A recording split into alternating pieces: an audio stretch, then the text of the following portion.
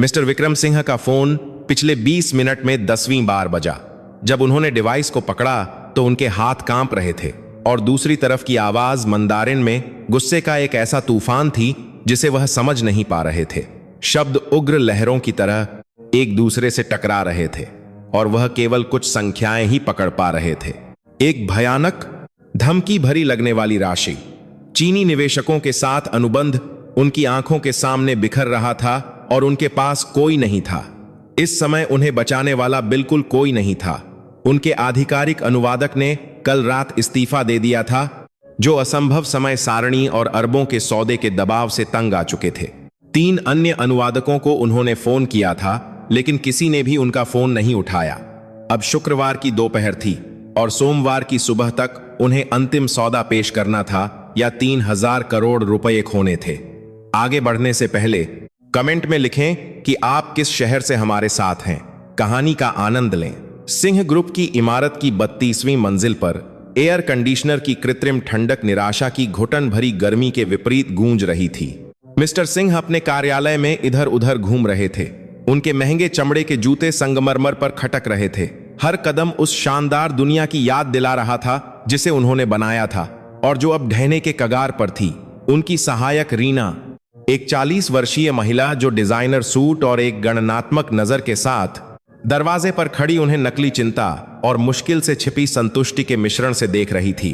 वह सालों से अपने बॉस के असफल होने का इंतजार कर रही थी, एक ऐसी बड़ी गलती करने का जिससे निदेशक मंडल उसे बदल दे और बेहतर हो कि उसकी जगह उसे नियुक्त कर दे। इस बीच 27 मंजिल नीचे इमारत की लॉबी में प्रिया शर्मा अपनी डिलीवरी ट्रॉली धकेलते हुए अभी अभी दाखिल हुई थी। उसने तेज डिलीवरी की नारंगी रंग की वर्दी पहन रखी थी, जो लगातार 8 घंटे सीढ़ियां चढ़ने उतरने के बाद पसीने से भीगी हुई थी। उसके कंधे पर थर्मल बैग भारी महसूस हो रहा था, जो जरूरी दस्तावेजों और छोटे पैकेजों से भरा था, जिसे उसे शाम 6 बजे से पहले पहुंचाना था। वह 26 साल की थी, लेकिन उसकी आंखों के नीचे के काले घेरे उसे बूढ़ा दिखा रहे थे। वह हफ्तों से ठीक से सोई नहीं थी। उसकी रातें अपनी मां की देखभाल में बीतती थीं, जो किडनी की बीमारी से जूझ रही थीं और उन्हें हफ्ते में 3 बार डायलिसिस की जरूरत पड़ती थी। सरकारी स्वास्थ्य बीमा योजना लागत का केवल एक छोटा सा हिस्सा कवर करती थी और प्रिया अपने परिवार का भरण पोषण करने के लिए 3 अलग अलग नौकरियां करती थीं। प्रिया ने अपने टूटे स्क्रीन वाले फोन पर अपनी डिलीवरी सूची की जांच की, जिसे उसने सेकंड हैंड खरीदा था। 32वीं मंजिल, मिस्टर विक्रम सिंह का कार्यालय, लॉ फर्म से तत्काल दस्तावेज। उसने एक गहरी सांस ली और लिफ्ट की ओर बढ़ गई। सजावटी फव्वारे और विदेशी पौधों के पास से गुजरते हुए, जिनकी कीमत शायद उसकी साल भर की तनख्वाह से भी ज्यादा होगी। सुरक्षा गार्डों ने उसे उस उदासीनता और तिरस्कार के मिश्रण से देखा जो अमीर लोग उनकी सेवा करने वालों के लिए रखते हैं। उसे इसकी आदत हो चुकी थी। उसने अपना कुरियर पहचान पत्र दिखाया, आगंतुक पुस्तिका में हस्ताक्षर किए और प्रवेश की अनुमति का इंतजार किया। लिफ्ट कांच और स्टेनलेस स्टील का एक कैप्सूल थी जो चुपचाप ऊपर चढ़ रही थी, नीचे फैले शहर को रोशनी और छाया के नक्शे की तरह दिखा रही थी। प्रिया ने लिफ्ट की शीशे जैसी दीवारों में अपना प्रतिबिंब देखा और शर्मिंदगी की एक चुभन महसूस की। उसके काले बाल एक गंदी पोनीटेल में बंधे थे। कुछ लटें छूटकर उसके पसीने से तर माथे पर चिपक गईं। उसकी नारंगी वर्दी 2 साइज बड़ी थी, जो एक सहकर्मी की विरासत थी जो नौकरी छोड़ चुका था। लेकिन यह कपड़े नहीं थे जो उसे सबसे ज्यादा चुभते थे। यह वह नजर थी जो लोग उसे देते थे, जैसे कि वह अदृश्य हो, जैसे कि वह उस पैकेज को पहुंचाने के अपने कार्य के बाहर मौजूद ही न हो। उस इमारत में कोई नहीं जानता था, एक तस्वीरकार एक नेचाले से जो हद्दाल करने कार्य, उसके कार्यस्थल पर कोई नहीं जानता था कि प्रिया शर्मा के पास एक ऐसी प्रतिभा थी जो दुनिया में बहुत कम लोगों के पास होती है। वह 6 भाषाएं धारा प्रवाह बोल सकती थी, इसलिए नहीं कि वह महंगे स्कूलों या प्रतिष्ठित विश्वविद्यालयों में गई थी। नहीं, प्रिया ने भाषाएं सबसे पुराने और सबसे ईमानदार तरीके से सीखी थीं। जरूरत से, जीवित रहने के लिए, एक अतृप्त जिज्ञासा के कारण। जब वह छोटी थी तो उसकी मां विदेशी परिवारों के घरों में काम करती थी, शहर में आने जाने वाले राजनयिकों और व्यापारियों के लिए सफाई और खाना बनाती थी। प्रिया स्कूल के बाद उसके साथ जाती थी, और जब उसकी मां फर्श पोंछती और मेज इस्त्री करती तो वह रसोई में बैठकर अंग्रेजी, फ्रेंच, मंदारिन, जर्मन में बातचीत सुनती थी। उसके पास एक फोटोग्राफिक मेमोरी थी जिसे उसके प्राथमिक विद्यालय के शिक्षक ने एक बार पहचाना था, लेकिन विशेष शिक्षा के लिए पैसे की कमी के कारण कभी विकसित नहीं किया जा सका। तो प्रिया ने खुद सीखा, सुनते हुए, दोहराते हुए, व्याकरण के पैटर्न और संरचनाओं को याद करते हुए, जबकि वह गंदे कपड़े छांटती थी। हाई स्कूल में जब दूसरे किशोर पार्टियों में जाते थे तो वह देर रात तक सबटाइटल वाली फिल्में देखती, मुफ्त भाषा ऐप डाउनलोड करती, दूर देशों से पढ़ाने वाले शिक्षकों के यूट्यूब चैनलों को फॉलो करती। कोरियाई भाषा उसने एक बहुत ही शांत गर्मी के दौरान कोरियाई नाटकों के सत्रों के माध्यम से सीखी। इतालवी बाद में आई जब उसने नेपल्स के एक अप्रवासी द्वारा चलाए जा रहे पिज्जा पार्लर में 6 महीने काम किया, जिसने उसे बर्तन धोते समय मुहावरे सिखाए। लेकिन यह कोई नहीं जानता था, उसके कुरियर सीवी में 6 भाषाओं में महारत लिखने के लिए कोई जगह नहीं थी। महत्वपूर्ण केवल यह था कि वह मोटर बाइक चला सकती थी, 20 किलो उठा सकती थी और समय पर डिलीवरी कर सकती थी।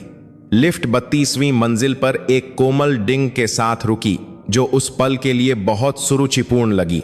दरवाजे खुले और क्रीम रंग के कालीन, धुंधले कांच की दीवारों और समकालीन कला वाला एक गलियारा दिखाई दिया जिसे प्रिया समझ नहीं पाई, लेकिन उसे लगा कि यह बहुत महंगा होगा। वह रिसेप्शन की ओर चली गई जहां एक परफेक्ट मेकअप और जेल नेल्स वाली सेक्रेटरी ने उसे मुश्किल से दिखाई देने वाली घृणा की झुर्री के साथ ऊपर से नीचे तक देखा। प्रिया उस नजर को जानती थी, उसने इसे हजारों बार हजारों अलग अलग चेहरों पर देखा था। मिस्टर विक्रम सिंह के लिए डिलीवरी है, प्रिया ने एक तटस्थ पेशेवर आवाज में कहा, एक ऐसी आवाज जिसे उसने पूर्ण किया था ताकि वह न तो बहुत विनम्र लगे और न ही बहुत घमंडी। उसने कानूनी दस्तावेजों वाला भूरा लिफाफा आगे बढ़ाया जिस पर लाल अक्षरों में तत्काल की मुहर लगी थी। सेक्रेटरी ने उसे प्रिया की उंगलियों को छुए बिना ले लिया, जैसे कि संपर्क से गरीबी फैल सकती हो। यहीं रुको, उस महिला ने एक साइड कॉरिडोर में गायब होने से पहले आदेश दिया। प्रिया रिसेप्शन के पास खड़ी रही, उसकी डिलीवरी ट्रॉली अजीब तरह से बगल में खड़ी थी। वह पास के एक कार्यालय से ऊंची आवाजें सुन सकती थी। एक आवाज स्पष्ट रूप से परेशान, निराश, लगभग दहशत में थी। यह एक आदमी की आवाज थी जो टूटी फूटी हिंदी बोल रहा था, किसी से संवाद करने की कोशिश कर रहा था। और फिर उसने स्पीकर कनेक्शन से विकृत एक और आवाज सुनी जो तेज और गुस्से वाली मंदारिन में बोल रही थी। प्रिया हर शब्द समझ गई। स्पीकर पर मौजूद आदमी कह रहा था कि यह आखिरी बार है जब वह इस तरह की अव्यावसायिकता को बर्दाश्त करेगा।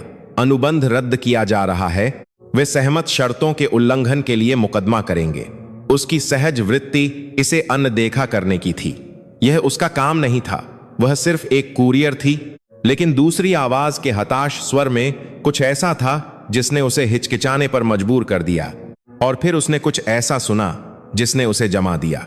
स्पीकर पर मौजूद आदमी ने एक बच्चों के अस्पताल का उल्लेख किया। उसने एक चैरिटी फंड का उल्लेख किया जो उस अनुबंध पर निर्भर था। बीमार बच्चे जिन्हें इलाज की जरूरत थी। प्रिया ने अपनी मां के बारे में सोचा। डायलिसिस रूम में अंतहीन घंटे, हर महीने आने वाले मेडिकल बिल जो मौत की सजा की तरह लगते थे। उसने उन सभी बच्चों के बारे में सोचा जो अस्पताल के कमरों में उसी तरह के काले घेरे के साथ इंतजार कर रहे थे जैसे उसके थे। बहुत ज्यादा सोचे बिना, पछताने के लिए समय दिए बिना, प्रिया उस कार्यालय की ओर चल पड़ी जहां से आवाजें आ रही थीं। दरवाजा आधा खुला था। दरवाजे से उसने लगभग 40 साल के एक आदमी को देखा। कनपट्टी पर सफेद बालों के साथ काले बाल, एक सूट जिसकी कीमत शायद उसकी मोटर बाइक से ज्यादा थी। वह अपने सिर को दोनों हाथों से पकड़े हुए अपने डेस्क पर स्पीकर पर रखे फोन को घूर रहा था। वह आवाज मंदारिन में चिल्लाती रही और प्रिया समझ गई कि वह फोन को हमेशा के लिए काटने से पहले 60 सेकंड का अल्टीमेटम दे रहा है। माफ कीजिए, प्रिया ने कांपती आवाज में कहा। वह जानती थी कि वह एक अदृश्य लेकिन दुर्गम रेखा को पार कर रही है। उस आदमी ने तेजी से ऊपर देखा और 1 सेकंड के लिए वह रुकावट से नाराज दिखा, लेकिन उसकी नजर में कुछ ऐसा था जिसे प्रिया ने पहचाना। यह वही नजर थी जो वह अपनी मां के साथ हर अस्पताल की शिफ्ट के बाद आईने में देखती थी, हर उस बिल के बाद जिसे वह चुका नहीं सकती थी। यह किसी ऐसे व्यक्ति की नजर थी जो वास्तव में खो गया था। मैं मदद कर सकती हूं, प्रिया ने कहा। मैं मंदारिन बोलती हूं। और इससे पहले कि वह आदमी जवाब दे पाता, इससे पहले कि उसका दिमाग इस स्थिति की पूर्ण असंभवता को संसाधित कर पाता, प्रिया ने फोन उठाया और धारा प्रवाह छापिले पतराहू बिना किसी उच्चारण के मंदारिन में बोलना शुरू कर दिया। शब्द उसके मुंह से एक नदी की तरह बह निकले जो बहुत लंबे समय से बंधी हुई थी। उसने खुद को मिस्टर विक्रम सिंह की अस्थायी सहायक के रूप में पेश किया। उसने संचार की उलझन के लिए बहुत माफी मांगी। उसने समझाया कि पिछले अनुवादक के साथ एक तकनीकी गलतफहमी हुई थी। उसकी आवाज नरम लेकिन दृढ़, विनम्र लेकिन चापलूसी भरी नहीं थी। उसने सही शिष्टाचार, सही मुहावरेदार अभिव्यक्तियों का इस्तेमाल किया जो शिक्षा और दूसरे पक्ष की संस्कृति के प्रति सम्मान दिखाते थे। धीरे धीरे वह महसूस कर सकती थी कि दूसरी तरफ का तनाव कम होने लगा है। मिस्टर विक्रम सिंह उसे ऐसे देख रहे थे जैसे वह कोई चमत्कार देख रहे हों। उनका मुंह थोड़ा खुला हुआ था। उनकी भूरी आंखें उस नारंगी वर्दी वाली कुरियर पर टिकी थीं जिसने अचानक एक अपरिहार्य वित्तीय आपदा को बचा लिया था। प्रिया बोलती रही, डेस्क पर एक कागज के ब्लॉक पर जल्दी जल्दी नोट्स बनाती रही, अनुबंध की शर्तों को स्पष्ट करती रही, अंतिम समीक्षा वीडियो कॉन्फ्रेंस के लिए एक नई तारीख का प्रस्ताव रखती रही। वह लगातार 15 मिनट तक बोलती रही और जब उसने आखिरकार फोन रखा तो कार्यालय में सन्नाटा कान फोड़ने वाला था। मिस्टर सिंह ने एक गहरी सांस ली, जैसे कोई लगभग डूबने के बाद पानी से बाहर निकला हो। तुम कौन हो? उसने आखिरकार पूछा। उसकी आवाज लगभग एक फुसफुसाहट थी और प्रिया को अचानक एहसास हुआ कि उसने अभी क्या किया है। वह रेखा जिसे उसने पार किया था, उसे महसूस हुआ कि उसके गाल लाल हो गए हैं। मैं प्रिया शर्मा हूं। मैं दस्तावेज देने आई थी। मैंने सुना कि आपको मदद की जरूरत है और मैं मंदारिन बोल सकती हूं, तो मैंने सोचा। उसकी आवाज बंद हो गई। अचानक उसे मूर्ख, छोटा, पूरी तरह से अपनी जगह से बाहर महसूस हुआ। लेकिन इससे पहले कि मिस्टर सिंह जवाब दे पाते, कार्यालय का दरवाजा जोर से खुला। रीना, कार्यकारी सहायक, आतंक और क्रोध की अभिव्यक्ति के साथ अंदर आई। यह महिला यहां क्या कर रही है? उसने मांग की। मिस्टर सिंह, यह बिल्कुल अनुचित है। यह एक गोपनीय व्यावसायिक बातचीत है और आप एक यादृच्छिक कुरियर को संवेदनशील जानकारी सुनने दे रहे हैं। उसकी आवाज चाकू की तरह तेज थी और प्रिया ने खुद को सहज रूप से सिकुड़ते हुए महसूस किया। उसने अभी अभी 3000 पाता पूरा 1/12 सुना सिया कुती है कि अभी काम करता करोड़ रुपये का अनुबंध बचाया है जिसे तुम नहीं बचा सकी। मिस्टर सिंह ने जवाब दिया और उसकी आवाज में एक नई तीक्ष्णता थी। रीना ने उसे ऐसे देखा जैसे वह पागल हो गया हो।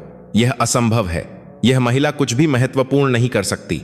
वह शायद यह भी नहीं समझती कि अनुबंध क्या होता है। और फिर वह एक क्रूर मुस्कान के साथ प्रिया की ओर मुड़ी। मुझे बताओ प्रिय, क्या तुम किसी प्रतिष्ठित विश्वविद्यालय में पढ़ी हो?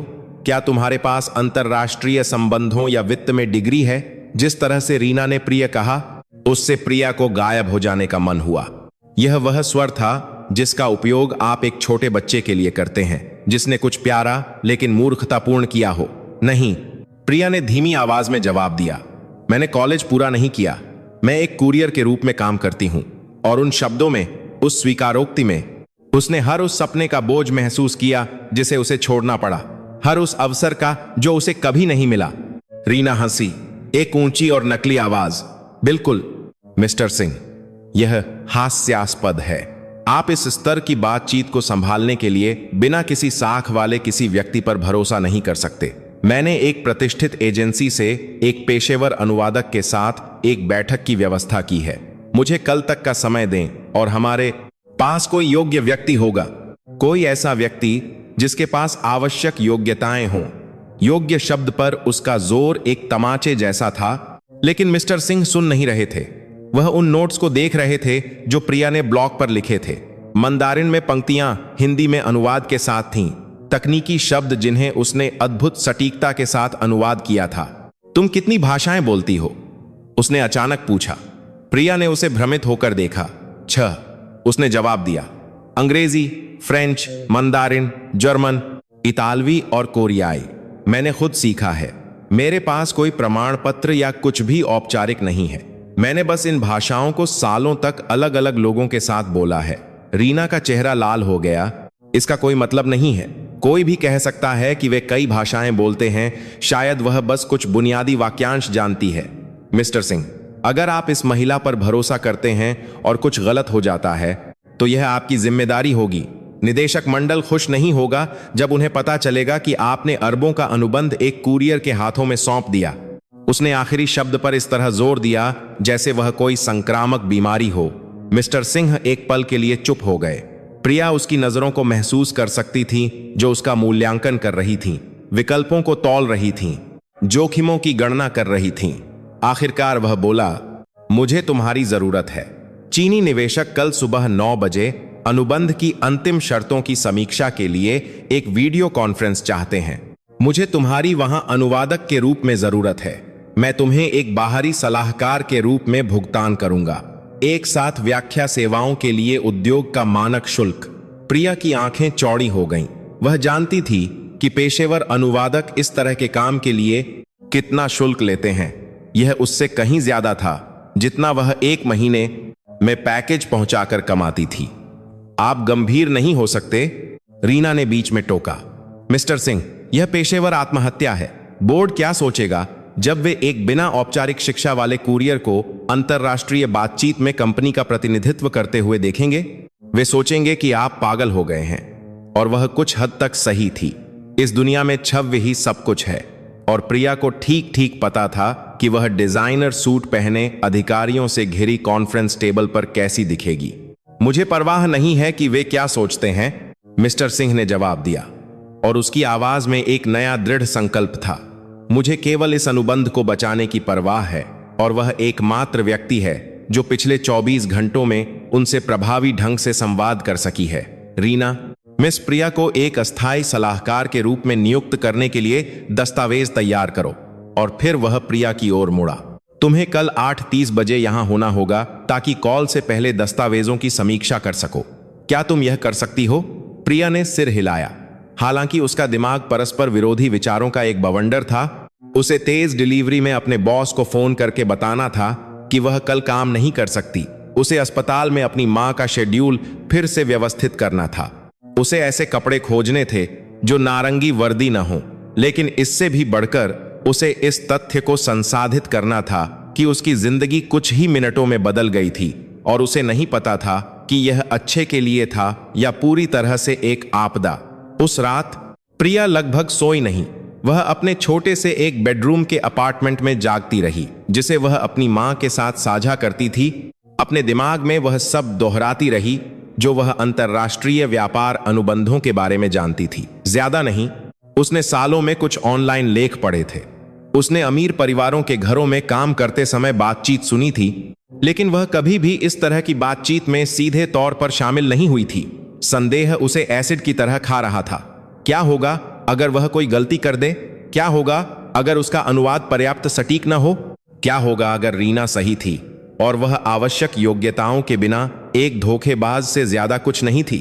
उसकी मां शांति जी ने उसे सुबह 3 बजे छोटी रसोई की मेज पर बैठे हुए पाया, जो उन कागजों से घिरी हुई थी जिनमें वित्तीय शब्द थे जिन्हें वह इंटरनेट पर खोज रही थी। मेरी बच्ची, तुम जागकर क्या कर रही हो? उस महिला ने कमजोर आवाज में पूछा। वह 55 साल की थी, लेकिन 70 की लग रही थी। उसका शरीर सालों की कड़ी मेहनत और बीमारी से टूट गया था। प्रिया ने जो हुआ वह समझाया, और उसके आश्चर्य के लिए उसकी मां मुस्कुराई। मुझे हमेशा पता था कि भाषाओं के लिए तुम्हारी प्रतिभा तुम्हें कहीं ले जाएगी।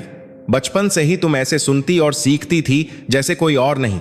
किसी को भी तुम्हें यह महसूस न कराने देना कि तुम कम हो, क्योंकि तुम्हारे पास यह कहने के लिए कागज नहीं है कि तुम होशियार हो। तुम जानती हो कि तुम क्या जानती हो, और यही महत्वपूर्ण है। लेकिन उसकी मां के शब्द, हालांकि अच्छे इरादे वाले थे, उसके पेट में मची चिंता को पूरी तरह से शांत नहीं कर सके। सुबह प्रिया ने स्नान किया और अपने पास मौजूद एकमात्र सेमी फॉर्मल कपड़े पहने। एक सफेद ब्लाउज जिसे उसने एक सेकंड हैंड दुकान से खरीदा था, और एक काली पैंट जो थोड़ी बड़ी थी। उसके पास एक सस्ती लिपस्टिक के अलावा कोई मेकअप नहीं था, और उसके जूते स्पोर्ट्स शूज थे क्योंकि वह हील्स नहीं खरीद सकती थी।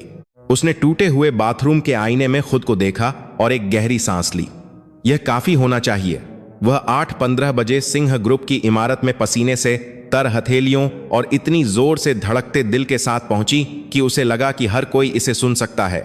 इस बार जब वह लॉबी से गुजरी तो सुरक्षा गार्डों ने उसे अलग तरह से देखा। किसी ने उन्हें बता दिया था कि वह आ रही है और उन्होंने उसे कल की घृणित नजर के बिना एक विशेष आगंतुक कार्ड दिया। लिफ्ट उसे फिर से 32वीं मंजिल पर ले गई, लेकिन अब रिसेप्शनिस्ट ने उसे एक पेशेवर मुस्कान के साथ बधाई दी जो उसकी आंखों तक नहीं पहुंची। Mister Vikram Singh conference room B में आपका इंतजार कर रहे हैं, उसने बताया। कॉन्फ्रेंस रूम बी शहर की ओर देखने वाली कांच की दीवारों, एक सागौन की लकड़ी की मेज जो 3 मीटर लंबी लग रही थी और चमड़े की कुर्सियों वाला एक डरावना कमरा था जिनकी कीमत शायद उसके पूरे अपार्टमेंट के फर्नीचर से ज्यादा थी। मिस्टर सिंह पहले से ही वहां दस्तावेजों की समीक्षा कर रहे थे और उनके बगल में 3 और लोग थे। मोटे फ्रेम वाले चश्मे वाला एक गंभीर दिखने वाला वकील, उसकी उम्र का एक वित्तीय विश्लेषक जो अपने लैपटॉप पर टाइप करना बंद नहीं कर रहा था, और रीना जो उसे एक ऐसी अभिव्यक्ति के साथ देख रही थी जो नरक को भी जमा सकती थी। सुप्रभात, मिस्टर सिंह ने उसका अभिवादन करने के लिए खड़े होते हुए कहा। वह कल की तुलना में तरोताजा लग रहे थे, हालांकि उनके कंधों के कड़े रहने के तरीके में एक तनाव था। यह मिस्टर गुप्ता हैं, हमारी कंपनी के वकील, और अर्जुन, वरिष्ठ विश्लेषक। तुम रीना को जानती हो, वे हमारे साथ कॉल पर होंगे, लेकिन तुम सभी व्याख्याओं के लिए जिम्मेदार होगी। चीनी निवेशक 4 लोग हैं, मिस्टर वांग जो कंसोर्टियम के अध्यक्ष हैं, मैडम ली वित्तीय निदेशक, मिस्टर चेन कानूनी सलाहकार, और मैडम झांग जो अंतर्राष्ट्रीय संबंधों को संभालती हैं। कोई सवाल? प्रिया ने निगला। मुझे अनुबंध की शर्तों की समीक्षा करने की आवश्यकता है ताकि मैं यह सुनिश्चित कर सकूं कि मैं सभी तकनीकी शब्दावली का सही ढंग से अनुवाद कर सकती हूं। मैं गलत शब्द का उपयोग करने के कारण कोई गलतफहमी नहीं चाहती। उसकी आवाज उससे ज्यादा दृढ़ लग रही थी जितनी वह महसूस कर रही थी। मिस्टर सिंह ने सिर हिलाया और उसे अनुबंध की एक मुद्रित प्रति दी जो कानूनी धाराओं और वित्तीय अनुमानों से भरा 53 पन्नों का दस्तावेज था। रीना ने स्पष्ट रूप से खर्राटा लिया। उम्मीद है कि तुम एक व्यावसायिक अनुबंध पढ़ सकती हो, उसने जहरीली मिठास के साथ टिप्पणी की। यह एक रेस्तरां मेनू का अनुवाद करने जैसा नहीं है। प्रिया ने टिप्पणी को नजरअंदाज कर दिया और पढ़ना शुरू कर दिया। उसकी आंखें पन्नों पर तेजी से घूम रही थीं। उसका दिमाग जानकारी को संसाधित कर रहा था और स्वचालित रूप से प्रत्येक शब्द के लिए मंदारिन में सटीक अनुवाद खोज रहा था। बौद्धिक संपदा अधिकारों के बारे में एक खंड था जिसके लिए विशिष्ट शब्द जिशी छांगक्वान की आवश्यकता थी। विलय और अधिग्रहण के बारे में शब्द थे जिनका अनुवाद बिंगो के रूप में किया गया। कॉरपोरेट जिम्मेदारी के बारे में एक खंड था जिसके लिए सटीक शब्दावली की आवश्यकता थी ताकि ऐसा न लगे कि कंपनी पहले से ही गलती मान रही है। प्रिया ने मानसिक नोट्स बनाए, अपने दिमाग में एक तत्काल शब्दावली बनाई। जब वह पढ़ रही थी तो उसे एहसास नहीं हुआ कि मिस्टर सिंह उसे जिज्ञासा और प्रशंसा के मिश्रण से देख रहे थे।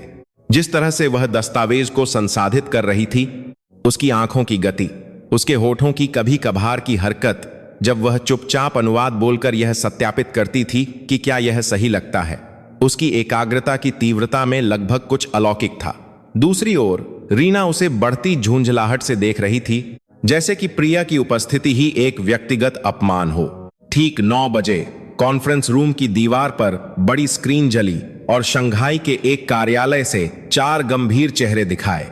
मिस्टर वांग, लगभग 60 साल के एक व्यक्ति जिनके बाल पूरी तरह से सफेद थे और जिनकी नजरें तेज थीं, ने पहले औपचारिक मंदारिन में बात की। सुप्रभात, हम उम्मीद करते हैं कि इस बार संचार कल की तुलना में अधिक प्रभावी होगा।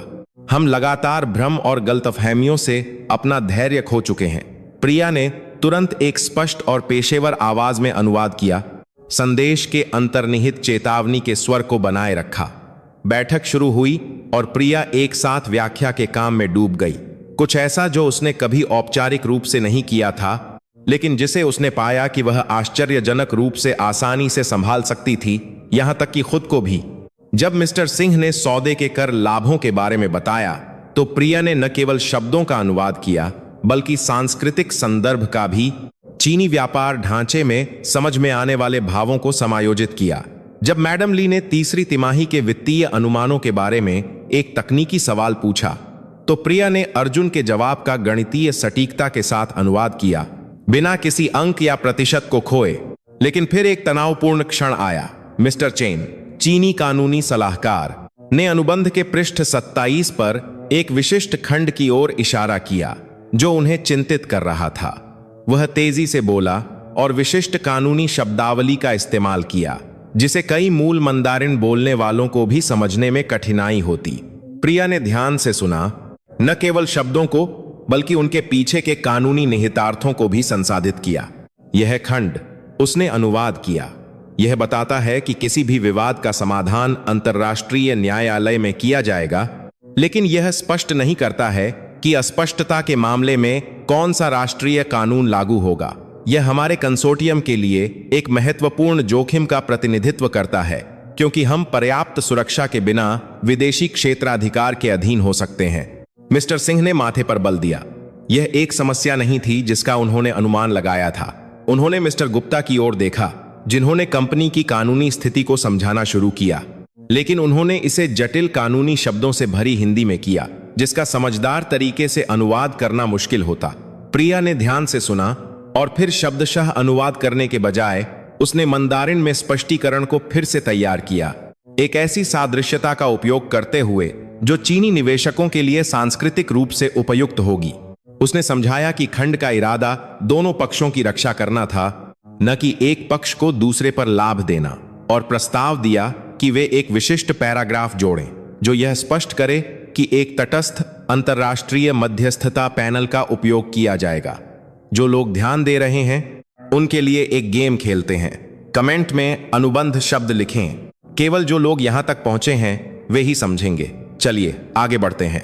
मिस्टर वांग ने धीरे धीरे सिर हिलाया, प्रस्ताव पर विचार करते हुए।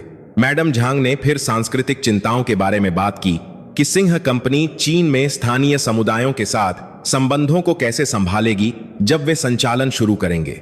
उनके सवाल में एक सूक्ष्मता थी। यह पूछने का एक अप्रत्यक्ष तरीका था कि क्या कंपनी चीनी रीति रिवाजों का सम्मान करेगी या पश्चिमी तरीकों को थोपने की कोशिश करेगी। प्रिया ने उस उपपाठ को पकड़ लिया और सवाल का इस तरह से अनुवाद किया कि मिस्टर सिंह राजनयिक शब्दों के पीछे की वास्तविक चिंता को समझ सकें। बैठक 2.5 घंटे तक चली और अंत तक प्रिया को लगा कि उसका दिमाग लगभग पिघल जाएगा।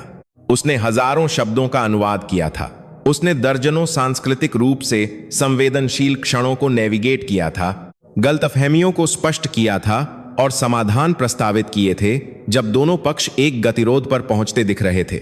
और जब आखिरकार मिस्टर वांग ने कहा कि वे स्पष्टीकरण से संतुष्ट हैं और अनुबंध पर हस्ताक्षर करने के लिए आगे बढ़ेंगे, तो प्रिया ने राहत की एक ऐसी लहर महसूस की जो इतनी शक्तिशाली थी कि उसे लगा कि उसके पैर कमजोर पड़ सकते हैं। स्क्रीन बंद हो गई और एक पल के लिए कमरे में पूर्ण सन्नाटा था।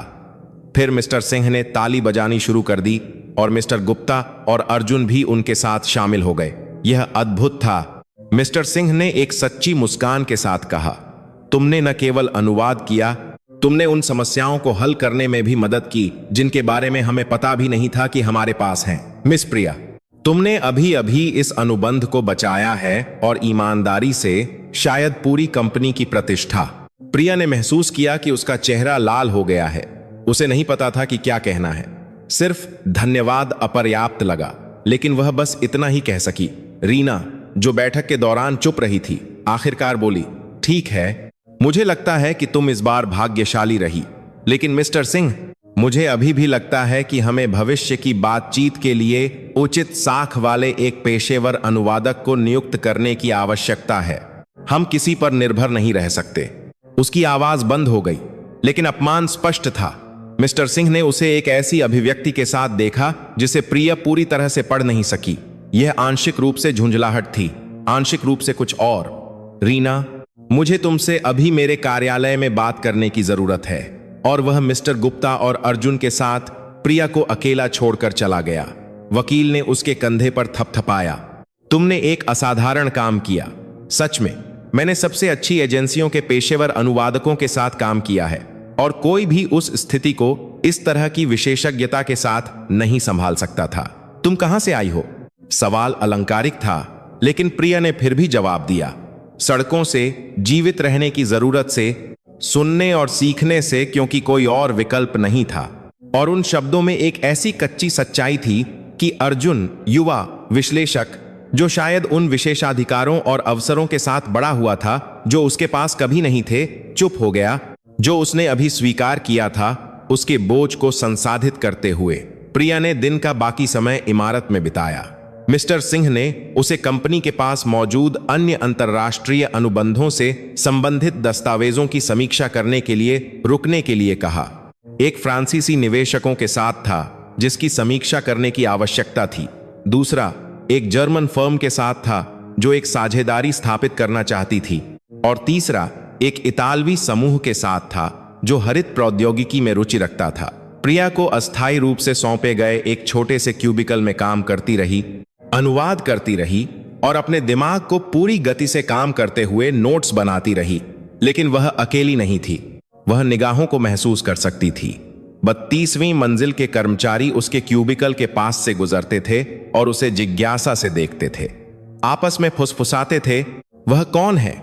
वह कहां से आई है? मिस्टर सिंह ने उसे क्यों काम पर रखा? अफवाहें आग की तरह फैल गईं और प्रिया ब्रेक रूम में बातचीत की कल्पना कर सकती थी। अटकलें कि क्या वह भेष में कोई महत्वपूर्ण व्यक्ति थी? क्या उसके पास ऐसे कनेक्शन थे जिनके बारे में कोई नहीं जानता था? या क्या वह बस एक बार भाग्यशाली रही? दोपहर में रीना उसके क्यूबिकल के पास से गुजरी और रुक गई। प्रिया ने ऊपर देखा और उस महिला के चेहरे पर एक ऐसी अभिव्यक्ति देखी जिसने उसे कंपा दिया। यह सिर्फ दुश्मनी नहीं थी, यह कुछ गहरा, अधिक गणनात्मक था। जब तक तुम कर सकती हो इसका आनंद लो, रीना ने धीमी आवाज में कहा। इतनी धीमी कि कोई और सुन न सके, क्योंकि यह टिकने वाला नहीं है। मिस्टर सिंह अभी भावुक हैं, आभारी हैं कि तुमने एक आपातकालीन स्थिति को बचाया, लेकिन आखिरकार उन्हें एहसास होगा कि तुम्हारे जैसे किसी को काम पर रखना एक गलती है। बिना शिक्षा, बिना कनेक्शन, बिना क्लास वाले किसी को तुम इस दुनिया में नहीं हो, और हम सब यह जानते हैं। शब्द खंजर की तरह थे। प्रिया ने महसूस किया कि उसके अंदर कुछ टूट गया है, इसलिए नहीं कि शब्द गलत थे, बल्कि इसीलिए कि वे उसके अपने गहरे डर के साथ प्रतिध्वनित हुए। रीना कुछ हद तक सही थी। वह कांच के टावरों और मनोरम दृश्यों के साथ कॉन्फ्रेंस रूम की बैठकों की इस दुनिया से संबंधित नहीं थी। वह एक गरीब इलाके की लड़की थी जिसे किस्मत का साथ मिला, और किस्मत आखिरकार खत्म हो जाती है। लेकिन फिर उसे कुछ याद आया जो उसकी मां ने एक बहुत ही कठिन दिन के बाद कहा था। जब प्रिया रो रही थी क्योंकि वह कॉलेज की फीस नहीं दे सकती थी, तो उसकी मां ने उसे गले लगाया और फुसफुसाया, क्लास इससे नहीं आती कि तुम्हारे पास कितना पैसा है या तुम किस स्कूल में जाती हो। क्लास इससे आती है कि तुम लोगों के साथ कैसा व्यवहार करती हो। तुम हर दिन बेहतर बनने की कितनी कोशिश करती हो। जब दुनिया कहती है कि तुम काफी नहीं हो, तब हार न मानने से। और उस पल में प्रिया ने फैसला किया कि वह रीना या किसी और को उसे कम महसूस नहीं कराने देगी। उसने अपनी नजरें उठाईं और रीना की आंखों से मिलीं। आप कुछ हद तक सही हैं, प्रिया ने शांत आवाज में कहा। मैं आपकी दुनिया से नहीं आती।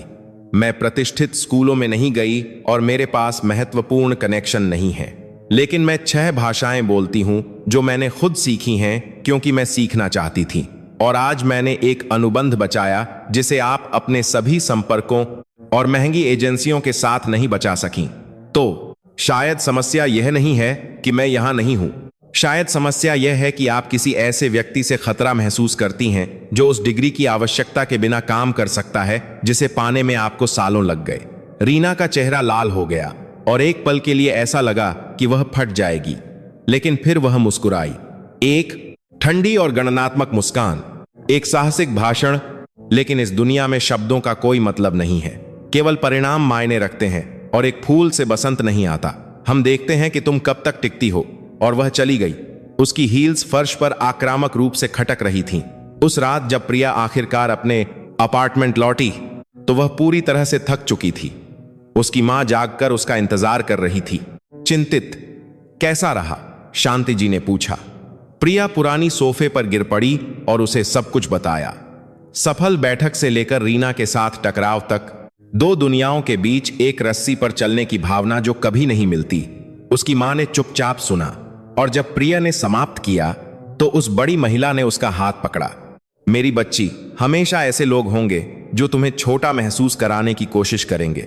लोग जो डरते हैं कि अगर तुम ऊपर जाओगी तो वे नीचे आ जाएंगे, लेकिन तुम दूसरों के डर को अपना डर नहीं बनने दे सकती। आगे बढ़ती रहो, उन्हें गलत साबित करो। अगले दिन एक बवंडर थे।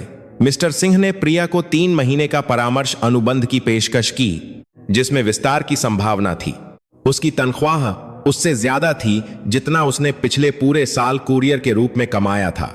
प्रिया ने स्वीकार कर लिया, हालांकि उसका एक हिस्सा अभी भी उम्मीद कर रहा था कि यह सब एक सपना है जिससे वह आखिरकार जाग जाएगी। उसने हर दिन 32वीं मंजिल पर काम करना शुरू कर दिया। जल्दी आती और देर से जाती अनुबंधों की समीक्षा करती, अंतर्राष्ट्रीय भागीदारों के साथ वीडियो कॉन्फ्रेंस में भाग लेती, तकनीकी दस्तावेजों का अनुवाद करती। लेकिन इस बीच रीना कुछ योजना बना रही थी। प्रिया को ठीक ठीक नहीं पता था कि क्या, लेकिन वह इसे उस तरह से महसूस कर सकती थी जिस तरह से वह महिला उसे देखती थी। फुसफुसाती बातचीत में जो अचानक समाप्त हो जाती थी जब वह कमरे में प्रवेश करती थी, उस झूठी मुस्कान में जो रीना की आंखों तक नहीं पहुंचती थी। प्रिया की अंतरात्मा कह रही थी कि कुछ बुरा आने वाला है, लेकिन उसे नहीं पता था कि यह क्या रूप लेगा। जाल आखिरकार 3 सप्ताह बाद निदेशक मंडल के सामने एक महत्वपूर्ण प्रस्तुति के दौरान सामने आया। मिस्टर सिंह ने चीनी निवेशकों के साथ अनुबंध के परिणामों को दिखाने और कंपनी के अंतर्राष्ट्रीय संबंधों का विस्तार करने का प्रस्ताव रखने के लिए एक बैठक की व्यवस्था की थी। प्रिया एशियाई और यूरोपीय बाजारों में अवसरों का विश्लेषण प्रस्तुत करने वाली थी, कुछ ऐसा जिसकी उसने दिनों तक तैयारी की थी। यह उसका यह साबित करने का मौका था कि वह एक अनुवादक से कहीं ज्यादा हो सकती है, कि वह कंपनी में रणनीतिक रूप से योगदान दे सकती है। बोर्ड का कमरा कॉन्फ्रेंस रूम से भी ज्यादा डरावना था। यह इमारत की सबसे ऊपरी मंजिल पर एक गोलाकार कमरा था जिसमें फर्श से छत तक की खिड़कियां थीं, जो शहर का 360 डिग्री दृश्य प्रस्तुत करती थीं। मेज काले संगमरमर की थी और कुर्सियां इतनी सुरुचिपूर्ण थीं कि प्रिया को उनमें से एक पर बैठने में डर लग रहा था। निदेशक मंडल में 6 बूढ़े लोग थे, 5 पुरुष और 1 महिला। सभी के चेहरे दशकों के कठिन निर्णय लेने से पत्थर की तरह तराशे हुए लग रहे थे। प्रिया ने अपनी प्रस्तुति शुरू की। उसकी आवाज शुरू में थोड़ी कांप रही थी, लेकिन जैसे जैसे वह आगे बढ़ी, उसका आत्मविश्वास बढ़ता गया। उसने बाजार के अवसरों की व्याख्या की, प्रतिस्पर्धी विश्लेषण दिखाया, नए क्षेत्रों में प्रवेश करने के लिए रणनीतियों का प्रस्ताव रखा। उसने अर्जुन की मदद से ग्राफ और वित्तीय अनुमान तैयार किए थे और सब कुछ ठीक चल रहा था। बोर्ड के सदस्य कभी कभी सिर हिलाते, तकनीकी सवाल पूछते जिनका वह सटीक जवाब देती, और फिर रीना ने बीच में टोका, माफ करना। उसने इतनी मीठी आवाज में कहा कि यह लगभग मिचली पैदा कर रहा था, लेकिन कुछ ऐसा है जो मुझे लगता है कि बोर्ड को आगे बढ़ने से पहले जानना चाहिए। प्रिया ने महसूस किया कि उसका पेट डूब गया है। यह रहा, मिस प्रिया ने एक सराहनीय काम किया है, लेकिन मेरे ध्यान में आया है कि उसने बिना अनुमति के कंपनी की गोपनीय जानकारी साझा की है। कमरे में सन्नाटा छा गया। प्रिया ने महसूस किया कि उसके चेहरे से खून उतर गया है। यह झूठ है, उसने कहा, लेकिन उसकी आवाज उसके अपने कानों में भी कमजोर लग रही थी। रीना मुस्कुराई और अपना लैपटॉप निकाला। बड़ी स्क्रीन पर ईमेल की एक श्रृंखला जैसी दिखने वाली चीज को प्रोजेक्ट किया। ये मिस प्रिया के खाते से बाहरी पते पर भेजे गए ईमेल हैं। इनमें गोपनीय अनुबंध के अंश, आंतरिक वित्तीय अनुमान, बातचीत की रणनीतियों के बारे में जानकारी है। सब कुछ एक ऐसे खाते में भेजा गया है जिसे हम ट्रैक नहीं कर सकते, शायद किसी प्रतियोगी को। प्रिया ने दहशत में स्क्रीन को देखा। वे ईमेल उसने नहीं भेजे थे।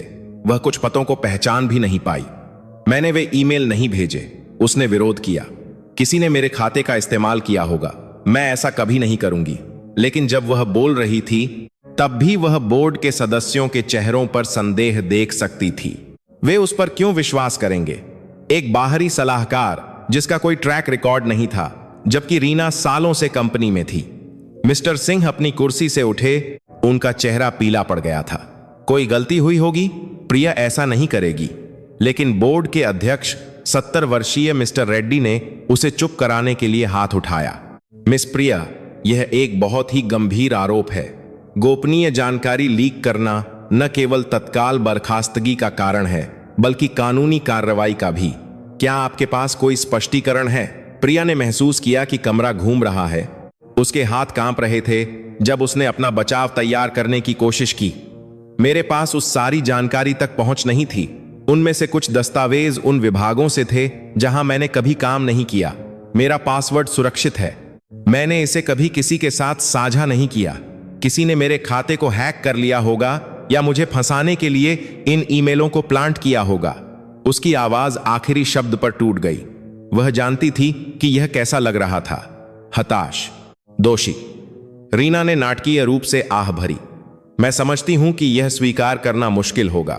शायद आपको पूरी तरह से पता नहीं था कि आप जो कर रही थीं वह कितना गंभीर था। शायद किसी ने आपको पैसे की पेशकश की और आपने सोचा कि किसी को पता नहीं चलेगा, लेकिन नुकसान हो चुका है।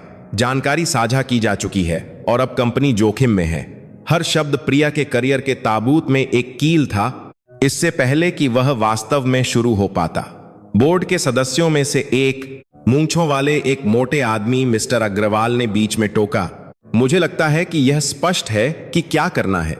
हमें मिस प्रिया के अनुबंध को तुरंत समाप्त कर देना चाहिए और इसकी रिपोर्ट हमारे कानूनी विभाग को करनी चाहिए। हम कंपनी को इस तरह के जोखिम में नहीं डाल सकते। अन्य सदस्यों ने सिर हिलाया और प्रिया ने महसूस किया कि उसकी दुनिया ढह रही है। मिस्टर सिंह तबाह लग रहे थे। वह उस पर विश्वास करना चाहते थे, यह स्पष्ट था, लेकिन सबूत अकाट्य लग रहे थे। मिस्टर रेड्डी, कृपया अंतिम निर्णय लेने से पहले मुझे इसकी ओर जांच करने दें, उन्होंने विनती की। प्रिया को अपना ठीक से बचाव करने का मौका दें, लेकिन बोर्ड के अध्यक्ष ने अपना सिर हिलाया। मिस्टर सिंह, मैं समझता हूं कि आप उसके प्रति वफादार महसूस करते हैं क्योंकि उसने आपको चीनी अनुबंध में मदद की थी, लेकिन व्यवसाय व्यवसाय है। हम भावनाओं को अपने निर्णय को धूमिल नहीं करने दे सकते। प्रिया ने महसूस किया कि उसकी आंखों में आंसू जल रहे हैं। एक कोई समझता है, लेकिन उसने उन्हें गिरने से मना कर दिया। वह संतुष्टि नहीं देगी। वह अपनी कुर्सी से पूरी गरिमा के साथ उठी जो वह जुटा सकती थी। मैं आप लोगों के फैसले को समझती हूं, लेकिन मैं चाहती हूं कि आप लोग जानें कि मैंने यह नहीं किया है। मुझे नहीं पता कि उन ईमेलों को किसने भेजा या उन्होंने मेरे खाते तक कैसे पहुंचा, लेकिन मैं मुझे दिए गए विश्वास को कभी धोखा नहीं दूंगी, कभी नहीं। और एक दिन मैं साबित कर दूंगी कि मैं सही हूं। उसकी आवाज अब दृढ़ थी, एक ठंडे गुस्से से प्रेरित थी जिसने शुरुआती डर की जगह ले ली थी। वह बोर्ड के कमरे से सिर ऊंचा करके बाहर निकली, लेकिन जैसे ही दरवाजा उसके पीछे बंद हुआ, उसे लगा कि उसके पैर लगभग कमजोर पड़ गए हैं। वह लिफ्ट की ओर चली गई, यह जानते हुए कि 32वीं मंजिल पर हर कोई उसे देख रहा है, फुसफुसा रहा है। कॉरपोरेट कार्यालयों में खबरें तेजी से फैलती हैं। शायद हर कोई पहले से ही जानता था कि उस पर जानकारी लीक करने का आरोप लगाया गया था। उसकी थोड़ी सी प्रतिष्ठा जो उसने 3 हफ्तों में बनाई थी, नष्ट हो गई थी। जब वह लॉबी में पहुंची तो जो सुरक्षा गार्ड आमतौर पर उसका अभिवादन करते थे, अब उसे संदेह से देख रहे थे। उसे अपना एक्सेस कार्ड सौंपना पड़ा, और जिस तरह से उस आदमी ने उसे लिया जैसे कि वह दूषित हो, वह अपमानों से भरे दिन में एक और छोटा अपमान था। वह इमारत से बाहर निकली और घंटों तक बिना किसी दिशा के चली। उसका दिमाग गुस्से, शर्मिंदगी और दर्द के बीच एक उलझन था। वह इतनी भोली कैसे हो सकती थी? वह कैसे सोच सकती थी कि उसके जैसे किसी को उस दुनिया में मौका मिलेगा? जब वह आखिरकार अपने अपार्टमेंट पहुंची तो लगभग रात हो चुकी थी। उसकी मां छोटे से लिविंग रूम में उसका इंतजार कर रही थी, और जैसे ही उसने प्रिया का चेहरा देखा, वह जान गई कि कुछ भयानक हुआ है। प्रिया उसकी बाहों में गिर पड़ी और आखिरकार उन आंसुओं को छोड़ दिया जिन्हें उसने घंटों से रोक रखा था। वह अन्याय के लिए, रीना की क्रूरता के लिए, जिस आसानी से उन्होंने उसके द्वारा बनाए गए थोड़े से को नष्ट कर दिया था, उसके लिए रोई। वह उन सभी बार के लिए रोई जब उसने एक मौका पाने का सपना देखा था, और अब वह मौका उसके हाथों से छीन लिया गया था। उसकी मां ने उसे गले लगाया और उसके बालों को सहलाया, उसे तब तक रोने दिया जब तक कि और आंसू न रह जाएं। और जब प्रिया आखिरकार बोल सकी तो उसने उसे सब कुछ बताया। झूठे ईमेल का आरोप, जिस तरह से बोर्ड ने उसे देखा जैसे कि वह एक अपराधी हो। शांति जी ने चुपचाप सुना, और जब प्रिया ने समाप्त किया तो उस बड़ी महिला ने एक दृढ़ आवाज में कहा, जो प्रिया ने उम्मीद नहीं की थी, तो फिर तुम साबित करोगी कि तुम निर्दोष हो। कैसे? प्रिया ने टूटी आवाज में पूछा। मेरे पास संसाधन नहीं है, मेरे पास कनेक्शन नहीं है, मुझे यह भी नहीं पता कि कहां से शुरू करना है। उसकी मां ने उसके कंधों को पकड़ा और उसे अपनी आंखों में देखने के लिए मजबूर किया। तुम्हारे पास तुम्हारा दिमाग हो गई है, तुम्हारे पास को आना करता है, एक साल में लगाएगा, संसाधन में लगाया है, तुम्हारा संकल्प है और तुम्हारे पक्ष में सच्चाई है। यह उससे ज्यादा है जो उस महिला के पास है। अब खुद पर तरस खाना बंद करो और सोचना शुरू करो कि तुम्हारी असफलता से किसे फायदा होगा। तुम्हारे खाते तक किसकी पहुंच थी? कंपनी के सिस्टम के बारे में कौन इतना जानता था कि वह सबूत लगा सके? प्रिया ने एक गहरी सांस ली। उसकी मां सही थी, रोने से कुछ हल नहीं होगा। उसे सोचना था, उसे जांच करनी थी, उसे यह साबित करने के लिए सबूत खोजने थे कि उसे फंसाया गया था। उसने अपने दिमाग में वह सब दोहराना शुरू कर दिया जो वह कंपनी के कंप्यूटर सिस्टम के बारे में जानती थी। वह एक प्रौद्योगिकी विशेषज्ञ नहीं थी, लेकिन उसने ध्यान दिया था जब अर्जुन ने समझाया था कि आंतरिक नेटवर्क कैसे काम करता है। प्रत्येक ईमेल में मेटा डेटा, एक आईपी पता, एक टाइम स्टैंप होता है। अगर किसी ने बिना अनुमति के उसके खाते का इस्तेमाल किया था तो उन्होंने एक डिजिटल निशान छोड़ा होगा। लेकिन उस जानकारी तक पहुंचने के लिए उसे कंपनी के अंदर किसी की मदद की जरूरत थी। कोई ऐसा व्यक्ति जिसके पास सिस्टम लॉग तक पहुंच हो, और एकमात्र व्यक्ति जिसके बारे में वह सोच सकती थी, जो शायद, बस शायद उसकी मदद करने को तैयार हो, वह अर्जुन था। युवा विश्लेषक उसके प्रति अच्छा था, उसके साथ एक सहकर्मी की तरह व्यवहार करता था, न कि एक घुसपैठिए की तरह। यह एक जोखिम था, लेकिन उसके पास कोई और विकल्प नहीं था। अगली सुबह प्रिया जल्दी उठी और सिंह ग्रुप की इमारत के भूतल पर स्थित कैफे में गई। वह जानती थी कि अर्जुन आमतौर पर कार्यालय जाने से पहले लगभग 8:30 बजे वहां अपनी कॉफी खरीदता था। उसने घबराहट में इंतजार किया, एक सस्ती कॉफी पीते हुए, जिसे वह खरीद नहीं सकती थी, लेकिन जिसकी उसे वहां होने के बहाने के रूप में जरूरत थी। और फिर उसने उसे लैपटॉप बैग और गले में हेडफोन के साथ अंदर आते देखा। अर्जुन। उसने अपना मन बदलने से पहले उसे बुलाया। वह उसे देखकर आश्चर्यचकित होकर मुड़ा। प्रिया, तुम यहां क्या कर रही हो? मुझे लगा। उसकी आवाज अजीब तरह से बंद हो गई। प्रिया उसके पास गई। मुझे तुम्हारी मदद चाहिए। मुझे पता है कि तुम शायद सोचते हो कि मैं उन पर लगाए गए आरोपों के लिए दोषी हूं, लेकिन मैं निर्दोष हूं। किसी ने मेरे खाते में वे ईमेल लगाए हैं और मुझे इसे साबित करने के लिए सिस्टम लॉग तक पहुंच की आवश्यकता है। कृपया, तुम ही एकमात्र व्यक्ति हो जो मेरी मदद कर सकता है। अर्जुन ने उसे लंबे समय तक देखा और प्रिया उसकी आंखों में संघर्ष देख सकती थी। उसकी मदद करना उसकी नौकरी को खतरे में डाल सकता था। प्रिया, यह अनधिकृत पहुंच है। अगर मैं पकड़ा गया तो मैं तुम्हारे जैसी ही मुसीबत में पड़ जाऊंगा। मैं अपने करियर को जोखिम में नहीं डाल सकता, माफ करना। और वह दूर जाने लगा। लेकिन प्रिया ने उसका पीछा किया। तुमने मुझे काम करते देखा है। तुम जानते हो कि मुझे उस काम की परवाह है कि मैंने कड़ी मेहनत की। मैं जानकारी लीक करके वह सब क्यों फेंक दूंगी? इसका कोई मतलब नहीं है। और तुम जानते हो और क्या मतलब नहीं है? यह मतलब नहीं है कि मेरे पास उन विभागों के दस्तावेजों तक पहुंच होनी चाहिए थी जहां मैंने कभी काम नहीं किया। वे ईमेल लगाए गए थे और जिसने भी ऐसा किया उसने एक निशान छोड़ा। मुझे बस किसी को सर्वर लॉग देखने की जरूरत है। अर्जुन रुका और मुड़ा। उसका भाव थोड़ा बदल गया था। अब एक विचार था और कुछ और, एक पेशेवर जिज्ञासा। शायद तुम कुछ हद तक सही हो। मुझे यह अजीब लगा कि तुम्हारे पास उन फाइलों तक पहुंच थी। अनुमति प्रणाली काफी सख्त है। लेकिन प्रिया, भले ही मैं तुम्हारी मदद करना चाहता हूं, मेरे पास ईमेल सर्वर लॉग तक पहुंचने का अधिकार नहीं है। यह आईटी विभाग का डोमेन है और वे सीधे रीना को रिपोर्ट करते हैं। प्रिया का पेट डूब गया। बेशक रीना का प्रौद्योगिकी विभाग पर नियंत्रण था, उसने इसे पूरी तरह से योजना बनाई थी। लेकिन फिर अर्जुन ने जारी रखा। उसकी आवाज अब कम थी। लेकिन मेरा आईटी में एक दोस्त है, हम साथ में स्नातक हुए हैं। उस पर मेरे कुछ एहसान हैं। मैं कुछ भी वादा नहीं कर सकता, लेकिन मैं उससे पूछ सकता हूं। क्या उसने तुम्हारे खाते के लॉग में कुछ अजीब देखा? अनौपचारिक रूप से, बस एक अनौपचारिक समीक्षा। अगर उसे कुछ मिलता है तो हमारे पास एक आधिकारिक जांच की मांग करने का आधार हो सकता है। प्रिया ने आशा की एक चिंगारी महसूस की। यह बहुत कुछ नहीं था, लेकिन यह कुछ था। धन्यवाद अर्जुन, सच में। तुम नहीं जानते कि यह मेरे लिए क्या मायने रखता है। अर्जुन ने सिर हिलाया। अभी भी असहज दिख रहा है। अभी धन्यवाद मत कहो।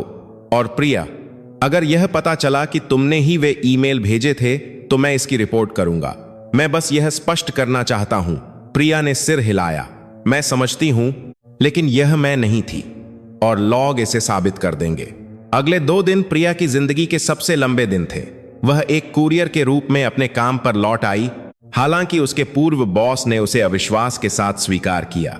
सिंह कंपनी में काम करने के लिए हफ्तों तक गायब रहने के बाद उसे जाने की सजा के रूप में सबसे कठिन मार्ग, सबसे लंबे काम के घंटे दिए गए। प्रिया ने इसे बिना किसी शिकायत के स्वीकार कर लिया। उसे पैसे की जरूरत थी और उसे व्यस्त रहने की जरूरत थी, ताकि वह यह सोचकर पागल न हो जाए कि अर्जुन क्या खोज सकता है या नहीं। वह चिलचिलाती धूप में पैकेज पहुंचाती, बिना लिफ्ट वाली इमारतों में सीढ़ियां चढ़ती, भीड़ भाड़ वाली सड़कों पर अपनी मोटर बाइक चलाती और हर समय उसका दिमाग बोर्ड के कमरे के दृश्य को दोहराता रहता। जिस तरह से रीना मुस्कुराई थी जब उसने झूठे सबूत पेश किए थे, जिस तरह से बोर्ड के सदस्यों ने उसे देखा था जैसे कि वह कचरा हो, जिस तरह से मिस्टर सिंह, जिन्होंने उसे एक मौका दिया था, अकाट्य लगने वाले सबूतों के खिलाफ उसका बचाव करने में असहाय थे। दूसरी रात उसका फोन बजा। यह एक अपरिचित नंबर था। उसने सावधानी से जवाब दिया। प्रिया, यह अर्जुन है। मुझे तुम्हारी जरूरत है। मेरे अपार्टमेंट में आओ, मेरे पास जानकारी है। उसकी आवाज तनावपूर्ण, तत्काल लग रही थी। प्रिया ने महसूस किया कि उसका दिल तेजी से धड़क रहा है।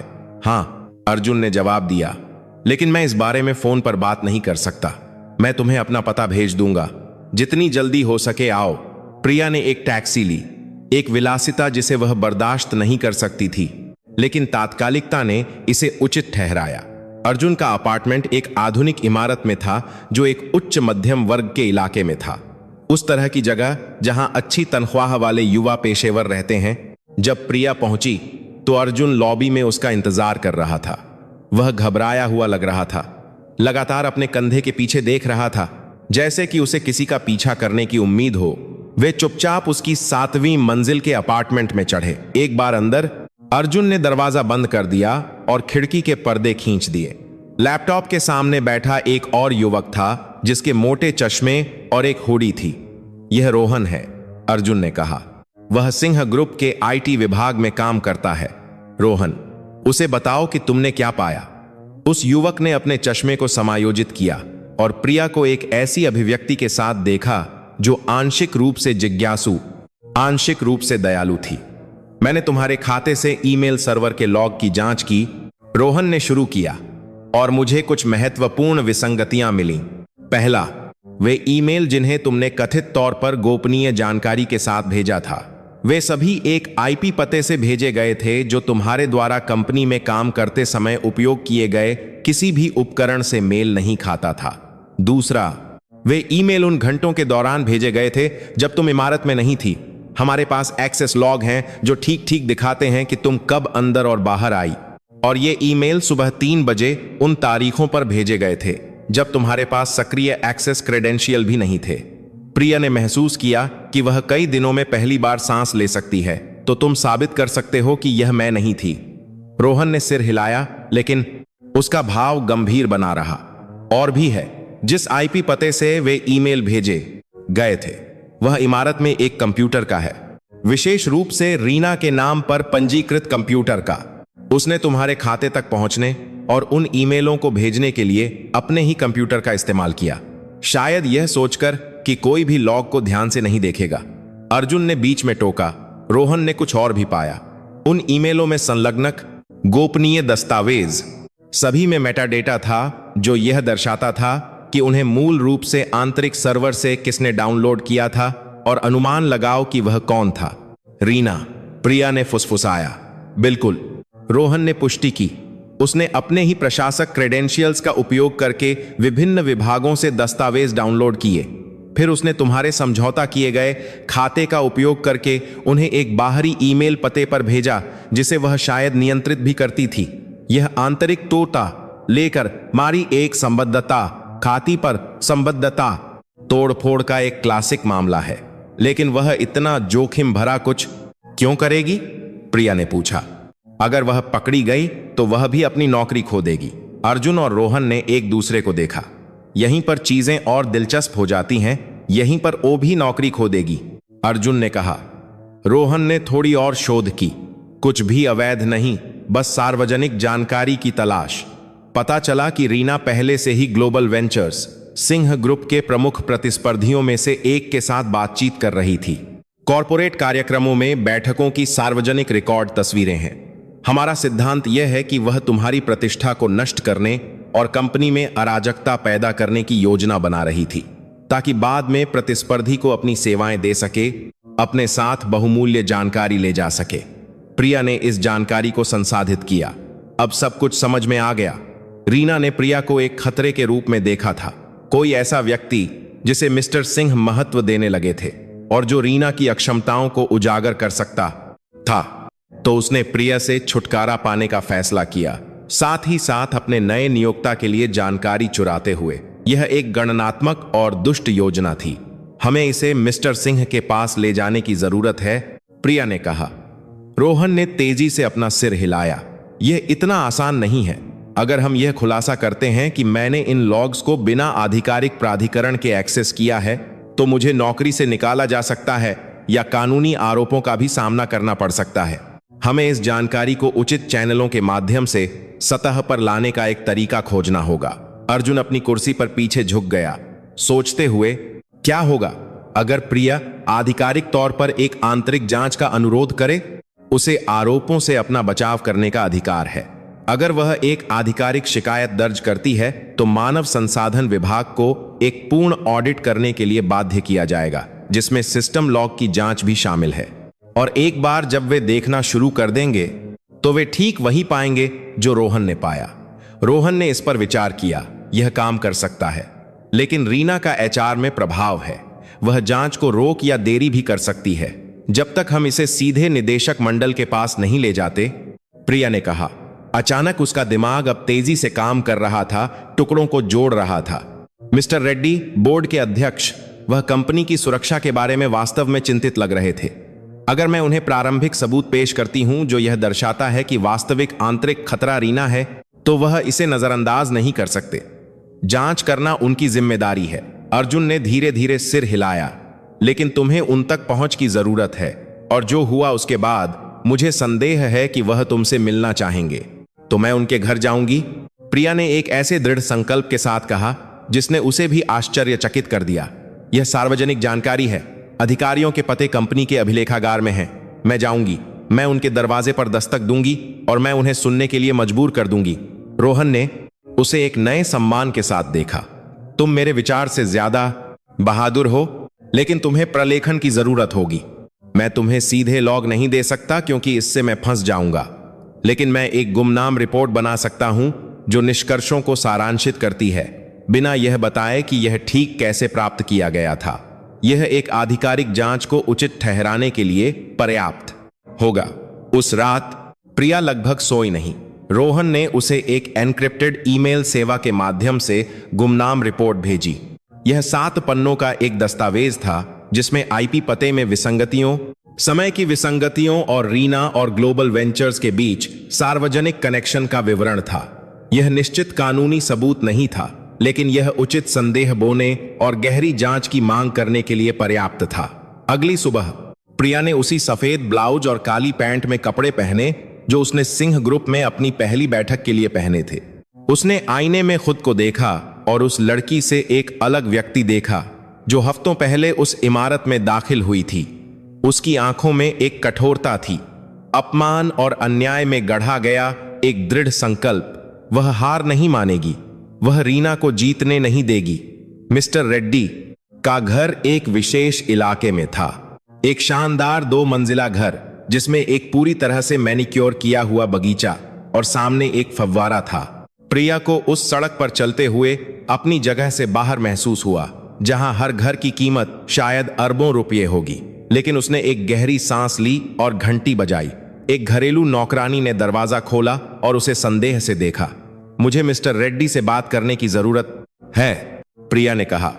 यह तत्काल है और सिंह ग्रुप से संबंधित है। नौकरानी ने माथे पर बल दिया। वह बिना अपॉइंटमेंट के मेहमानों से नहीं मिलते, लेकिन प्रिया नहीं हिली। कृपया उन्हें बताएं कि प्रिया शर्मा यहां है और मेरे पास सबूत हैं कि कंपनी एक वास्तविक आंतरिक खतरे से खतरे में है। उन्हें बताएं कि अगर वह अब मेरी बात नहीं सुनते हैं तो उन्हें पछतावा होगा जब ग्लोबल वेंचर्स हमारी गोपनीय जानकारी का हमारे खिलाफ इस्तेमाल करेगा। एक लंबा इंतजार का क्षण था। आखिरकार नौकरानी लौटी और एक असहमतिपूर्ण अभिव्यक्ति के साथ प्रिया को अंदर आने का इशारा किया। मिस्टर रेड्डी अपने अध्ययन में उसका इंतजार कर रहे थे। किताबों से सजी एक कमरा जिसमें एक प्राचीन सागौन की लकड़ी की मेज थी। उस आदमी ने उसे आश्चर्य और झुंझलाहट के मिश्रण से देखा। मिस प्रिया, जो हुआ उसके बाद यहां आने की तुम्हारी बड़ी हिम्मत है। यह बेहतर है कि यह महत्वपूर्ण हो। प्रिया उसे दी गई कुर्सी पर बैठ गई और मुद्रित रिपोर्ट को मेज पर रख दिया। यह महत्वपूर्ण है। मुझे फंसाया गया था और मेरे पास सबूत हैं। मिस्टर रेड्डी ने चुपचाप रिपोर्ट पढ़ी। प्रिया ने उसके चेहरे को देखा जब वह जानकारी को संसाधित कर रहा था। उसकी भौहें और अधिक सिकुड़ गईं। उसका भाव संदेह से वास्तविक चिंता में बदल गया। यह बहुत गंभीर है, उसने आखिरकार कहा। अगर यह सच है तो इसका मतलब है कि हम किसी ऐसे व्यक्ति पर भरोसा कर रहे थे जो सक्रिय रूप से हमें धोखा दे रहा था। लेकिन यह रिपोर्ट गुमनाम है। कोई हस्ताक्षर नहीं है, कोई आधिकारिक मोहर नहीं है। मुझे कैसे पता चलेगा कि यह कुछ ऐसा नहीं है जिसे तुमने अपना नाम साफ करने के लिए बनाया है? क्योंकि आप इसे खुद सत्यापित कर सकते हैं, प्रिया ने जवाब दिया। ईमेल सिस्टम का एक पूर्ण फॉरेंसिक ऑडिट का आदेश दें। अगर आप अपने आईटी विभाग पर भरोसा नहीं करते हैं तो एक बाहरी साइबर सुरक्षा फर्म को किराए पर लें। रिकॉर्ड झूठ नहीं बोलते हैं। आईपी पते, टाइम स्टैंप, फाइल मेटाडेटा, यह सब वहां है। और अगर वे मुझे गलत पाते हैं तो मैं किसी भी कानूनी परिणाम को स्वीकार करती हूं। लेकिन अगर वे मुझे सही पाते हैं तो रीना ने न केवल मुझे नष्ट किया, वह पूरी कंपनी को नष्ट कर रही है। मिस्टर रेड्डी अपनी चमड़े की कुर्सी पर पीछे झुक गए। उनकी उंगलियां उनकी ठुड्डी के नीचे आपस में जुड़ी हुई थीं। मुझे तुम पर क्यों विश्वास करना चाहिए? मैं तुम्हें 1 महीने पहले तक नहीं जानता था। रीना सालों से कंपनी में है।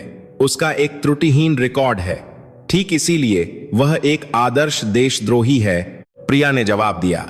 किसी को उस पर संदेह नहीं है। उसके पास सब कुछ तक पहुंच है। उसके पास हर किसी का विश्वास है और वह शायद लंबे समय से इसकी योजना बना रही थी। बहुमूल्य जानकारी के साथ प्रतिस्पर्धी के पास कूदने के लिए सही क्षण की प्रतीक्षा कर रही थी। उस बूढ़े आदमी ने उसे एक लंबे क्षण के लिए अध्ययन किया। आखिरकार वह बोला, मैं एक ऑडिट का आदेश दूंगा, लेकिन यह पूरी तरह से गोपनीय होगा। केवल मैं और बाहरी सुरक्षा फर्म के पास शुरुआती परिणामों तक पहुंच होगी। अगर ऑडिट तुम्हारे आरोपों को झूठा साबित करता है तो तुम न केवल उद्योग में फिर से काम करने की संभावना खो दोगी, बल्कि मानहानि के आरोपों का भी सामना करोगी।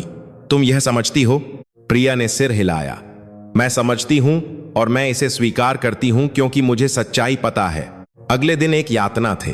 प्रिया अपने डिलीवरी रूटीन पर लौट आई, हर दिन यह सोचते हुए कि क्या ऑडिट रोहन द्वारा खोजे गए को प्रकट करेगा या क्या किसी तरह रीना ने अपने निशान काफी अच्छी तरह से ढंक लिए थे। अर्जुन ने उसे कभी कभार एक संदेश भेजा, यह पूछते हुए कि क्या कोई खबर है, लेकिन प्रिया के पास रिपोर्ट करने के लिए कुछ भी नहीं था। चुप्पी कान फोड़ने वाली थी। और फिर 5वें दिन की दोपहर को उसे एक फोन आया। यह मिस्टर रेड्डी के निजी सचिव का था। निदेशक मंडल कल सुबह 10 बजे बैठक कक्ष में आपकी उपस्थिति का अनुरोध करता है। अनिवार्य उपस्थिति। उसकी आवाज तटस्थ थी। यह कोई संकेत नहीं दे रही थी कि उन्होंने क्या पाया है। प्रिया उस रात लगभग सोई नहीं। उसका दिमाग आशा और आतंक के बीच झूल रहा था। जब वह अगली सुबह सिंह ग्रुप की इमारत में पहुंची तो उसने कुछ अजीब देखा। लॉबी में 2 अतिरिक्त सुरक्षा गार्ड थे और हवा में एक तनावपूर्ण माहौल व्याप्त था। कर्मचारी तेजी से चल रहे थे, छोटे समूहों में फुसफुसा रहे थे, लिफ्ट की ओर घबराहट से देख रहे थे। कुछ हुआ था। प्रिया सबसे ऊपरी मंजिल पर चढ़ी। उसका दिल इतनी जोर से धड़क रहा था कि उसे लगा कि हर कोई इसे सुन सकता है। बोर्ड का कमरा भरा हुआ था। मिस्टर रेड्डी मेज के सिरे से अध्यक्षता कर रहे थे। मिस्टर सिंह वहां थे, थके हुए लेकिन उम्मीद से भरे हुए लग रहे थे। मिस्टर गुप्ता और निदेशक मंडल के अन्य सदस्य अपने सामान्य स्थानों पर थे और कोने में 2 लोग थे जिन्हें प्रिया ने नहीं पहचाना। एक पुरुष और एक महिला, गहरे रंग के सूट में और एक गंभीर अभिव्यक्ति के साथ, जो वकील या अन्वेषक चिल्ला रही थी। जो नहीं थी वह रीना थी। मिस प्रिया, मिस्टर रेड्डी ने शुरू किया और उनका स्वर हमारी आखिरी बैठक से पूरी तरह से अलग था। हम आपसे माफी मांगते हैं। हमारे द्वारा आदेशित साइबर सुरक्षा ऑडिट ने आपके द्वारा लाई गई रिपोर्ट में हर आरोप की पुष्टि की है। वे ईमेल वास्तव में रीना के कंप्यूटर से उसके द्वारा अवैध रूप से प्राप्त किए गए एक्सेस क्रेडेंशियल्स का उपयोग करके भेजे गए थे। इसके अलावा जांच ने कुछ ऐसा खुलासा किया जिसकी हमें उम्मीद नहीं थी। वह पिछले 6 महीनों से कंपनी की गोपनीय जानकारी निकाल रही थी। आपके यहां काम शुरू करने से बहुत पहले मिस्टर सिंह खड़े हुए और प्रिया उनके चेहरे पर सच्ची भावना देख सकती थी। प्रिया, तुम न केवल निर्दोष हो, तुमने हमें एक ऐसे खतरे से बचाया जिसके बारे में हमें पता भी नहीं था कि वह मौजूद है।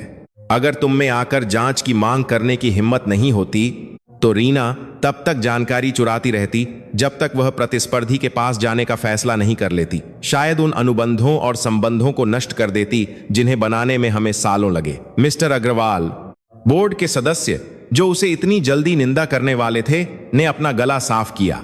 मिस प्रिया, बोर्ड की ओर से हम आपसे संदेह करने के लिए अपनी सबसे ईमानदार माफी प्रदान करते हैं। हमने अकाट्य लगने वाले सबूतों के आधार पर जल्दबाजी में काम किया, लेकिन हमने पर्याप्त रूप से सत्यापित नहीं किया। यह निर्णय की एक गंभीर त्रुटि थी। रीना अब कहां है? प्रिया ने पूछा।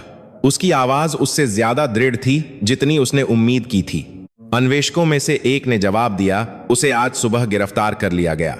उस पर कंपनी के रहस्यों की चोरी, कंप्यूटर धोखाधड़ी और कंपनी को नुकसान पहुंचाने की साजिश के आरोप हैं। उसके खिलाफ सबूत बहुत मजबूत हैं। इसके अलावा हमने ग्लोबल वेंचर्स को उसकी संलिप्तता के बारे में सूचित कर दिया है और उन्होंने उसके साथ सभी बातचीत समाप्त कर दी है। उद्योग में उसका करियर खत्म हो गया है। प्रिया ने सिर हिलाया। राहत की एक लहर इतनी तीव्र थी कि लगभग उसे चक्कर आ गया। न्याय, आखिरकार न्याय। लेकिन मिस्टर रेड्डी ने अभी तक समाप्त नहीं किया था। निदेशक मंडल ने आपकी स्थिति पर बड़े पैमाने पर चर्चा की है। हम स्वीकार करते हैं कि हमने न केवल आपके साथ अनुचित व्यवहार किया, बल्कि हमने अपनी खुद की लापरवाही के कारण असाधारण क्षमताओं वाले किसी व्यक्ति को भी खो दिया। इसीलिए हम आपको कुछ पेशकश करना चाहते हैं। वह एक पल के लिए रुका, यह सुनिश्चित करते हुए कि उसे प्रिया का पूरा ध्यान मिले। हम आपको अंतर्राष्ट्रीय संबंधों के निदेशक का पद प्रदान करना चाहते हैं। यह एक कार्यकारी पद है जिसमें एक संगत वेतन, पूर्ण लाभ और अपनी टीम बनाने का अधिकार है। वह पद जो रीना के पास था, लेकिन एक व्यापक दायरे के साथ जो आपकी अद्वितीय भाषाई क्षमताओं को पहचानता है। प्रिया के पास शब्द नहीं थे। निदेशक, एक कार्यकारी पद, यह उससे कहीं ज्यादा था जिसका उसने कभी सपना देखा था, अपनी सबसे महत्वाकांक्षी कल्पनाओं में भी। मेरे पास विश्वविद्यालय की डिग्री नहीं है, वह कहने में कामयाब रही। मेरे पास पारंपरिक साख नहीं है। मिस्टर रेड्डी मुस्कुराए और यह एक सच्ची मुस्कान थी। मिस प्रिया, आपने अभी अभी कुछ ऐसा साबित किया है जो कोई भी डिग्री नहीं सिखा सकती। आपने अत्यधिक दबाव में अखंडता, साहस और जटिल समस्याओं को हल करने की क्षमता दिखाई। यह किसी भी डिप्लोमा से ज्यादा मूल्यवान है। और इसके अलावा आपके मुआवजे पैकेज का एक हिस्सा आपकी औपचारिक शिक्षा पूरी करने के लिए समर्थन शामिल करेगा, यदि आप ऐसा चाहें। कंपनी आपके द्वारा प्राप्त किए जाने वाले किसी भी विश्वविद्यालय कार्यक्रम या पेशेवर प्रमाणीकरण के लिए भुगतान करेगी। मिस्टर सिंह उसके पास आए। प्रिया, कृपया स्वीकार करो, हमें तुम्हारे जैसे लोगों की जरूरत है, जो लोग वास्तव में काम को सही तरीके से करने की परवाह करते हैं, न कि केवल दिखावे की।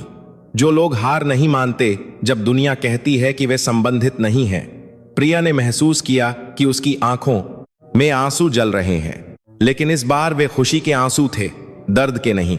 उसने अपनी मां के बारे में सोचा, जागकर उसकी देखभाल करने वाली रातें, जमा हो रहे मेडिकल बिल। उसने विभिन्न नौकरियों में काम करने के सभी वर्षों के बारे में सोचा, खुद भाषाएं सीखने के बारे में, क्योंकि कोई और विकल्प नहीं था।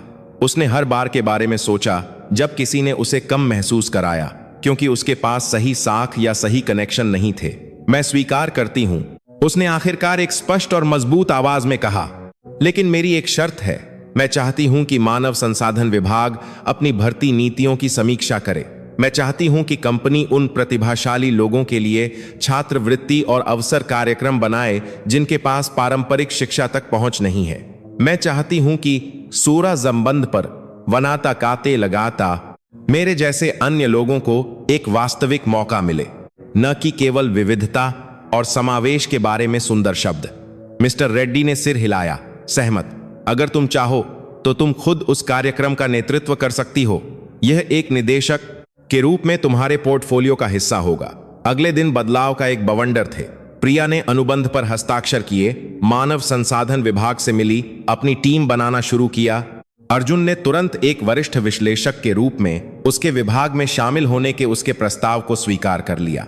यहां तक कि रोहन ने भी सच्चाई को उजागर करने में अपनी भूमिका की रक्षा कैसे की जाए, इस पर कुछ सूक्ष्म बातचीत के बाद अपने काम के लिए एक आधिकारिक मान्यता और एक पर्याप्त बोनस स्वीकार किया।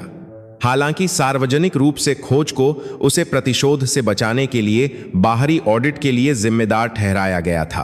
प्रिया अपनी मां के साथ एक बेहतर पड़ोस में एक बड़े अपार्टमेंट में चली गई, एक उत्कृष्ट अस्पताल के पास जहां शांति जी अपनी किडनी की स्थिति के लिए सबसे अच्छा इलाज प्राप्त कर सकती थीं।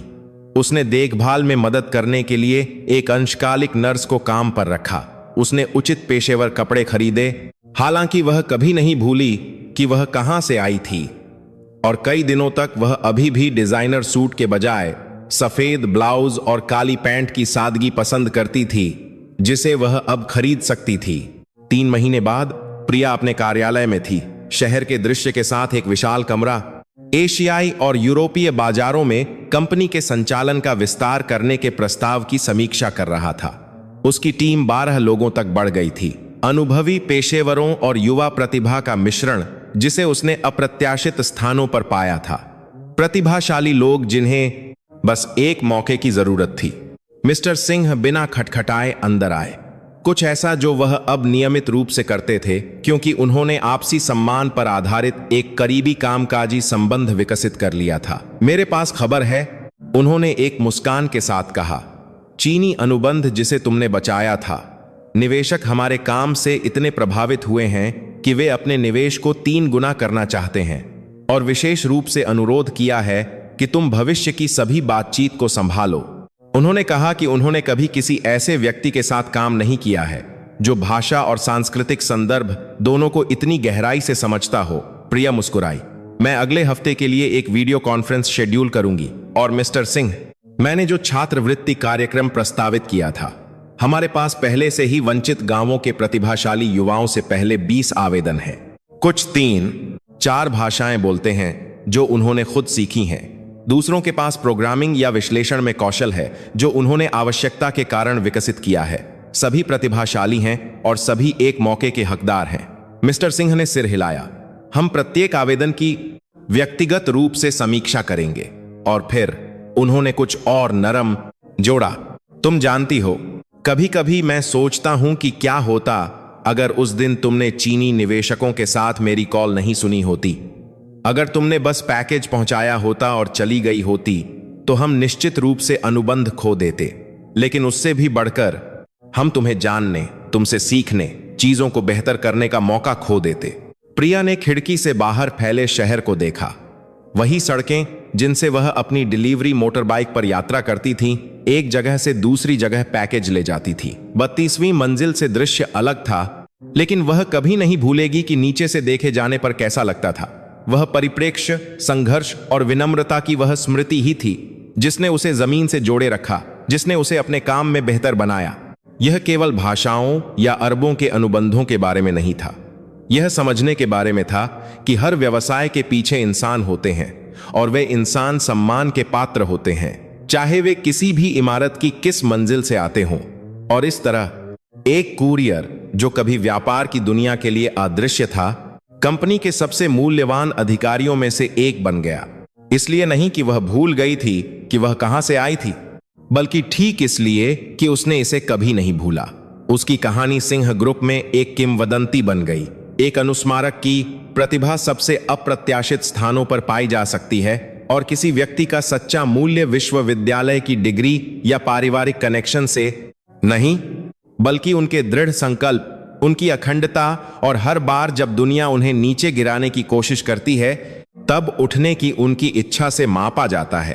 प्रिया शर्मा एक पैकेज देने आई थी और अंत में कुछ बहुत अधिक मूल्यवान दिया, साहस, न्याय और लोगों को वह अवसर देने की परिवर्तनकारी शक्ति के बारे में एक सबक जिसके वे हकदार हैं। हाँ,